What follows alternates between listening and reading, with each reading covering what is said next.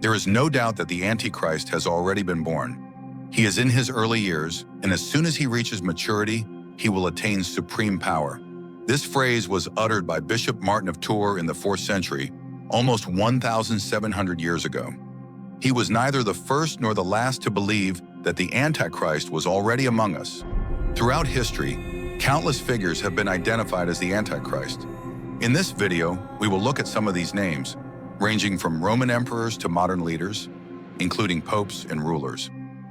Before that, it is worth understanding where the idea of the Antichrist comes from. The word appears in the Bible, but only 5 times, all in the letters of John.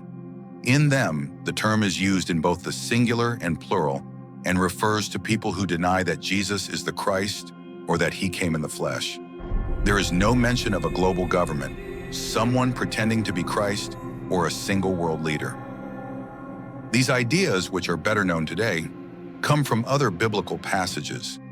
In the Gospels of Matthew and Mark, there is the figure of false Christ who would deceive many by claiming to take the place of Jesus. In the second letter to the Thessalonians, there is the image of an adversary who opposes God and takes his place.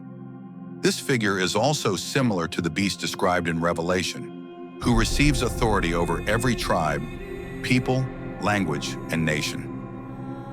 Although none of these passages directly use the term Antichrist, throughout history, Bible interpreters have read these texts together and concluded that they all point to a single figure.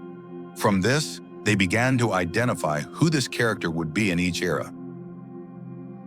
One of the first suspects was Emperor Nero. Although he was already dead when the biblical texts were written, legends circulated that he would return. Some believed he had survived, others that he would be resurrected.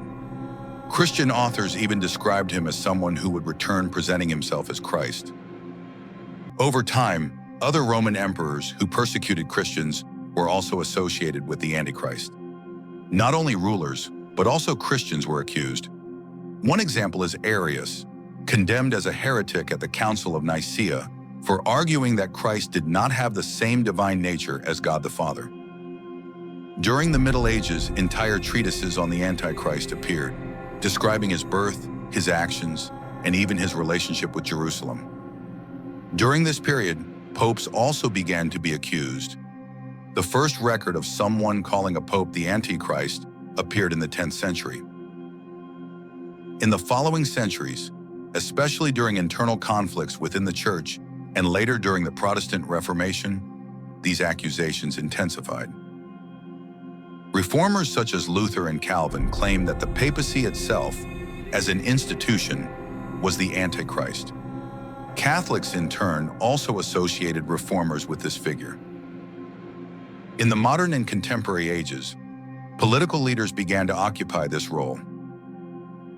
Oliver Cromwell, Napoleon, and later figures from the 20th and 21st centuries were labeled as Antichrist, usually by political opponents. During the Cold War, even physical marks were interpreted as signs of the beast. More recently, names such as Saddam Hussein, Emmanuel Macron, and even Jared Kushner have appeared in these speculations. But why does this idea always spark so much interest? One reason is political. Calling an opponent the Antichrist is a powerful way to delegitimize them, transforming complex disputes into a simple struggle between good and evil. This makes it easier to mobilize supporters and eliminates nuances from the debate. Another reason is psychological and social. Identifying the Antichrist can serve as a way to make sense of chaos. As historian Robert Fuller explains, apocalyptic thinking helps communities see crises as part of a larger plan in which the ultimate triumph of good is assured.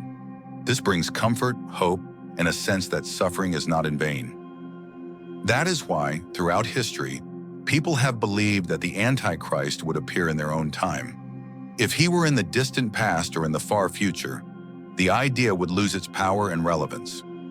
What always attracts attention are the suspects of the present. Nero no longer frightens anyone, and Napoleon today sounds almost absurd. There are many other possible interpretations, ranging from symbolic readings to views that claim the prophecies have already been fulfilled in the past. But for now, that's how it stands.